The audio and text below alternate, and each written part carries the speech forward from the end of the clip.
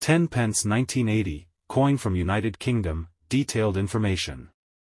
10 pence 1980, coin from United Kingdom, demonetized 1993. Coin 10 pence 1980. The British decimal 10 pence, 10p, coin, often pronounced 10p, is a unit of currency equaling 10/100ths of a pound sterling. The coin was first issued in 1968 before the currency was decimalized, to circulate in parallel with the florin, 2 shillings, coin it eventually replaced.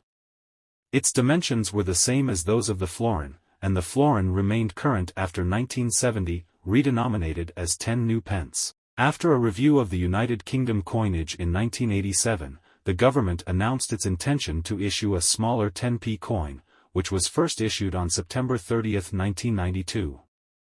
The original, large, version of the 10 pence coin was demonetized in 1993 together with the florin and replaced with a smaller version, which retained the original design by Christopher Ironside. The large 10 pence coins were minted from cupronickel, 75% Cu, 25% Ni. Coins issued in 1980 circulated for 13 years before being demonetized in 1993.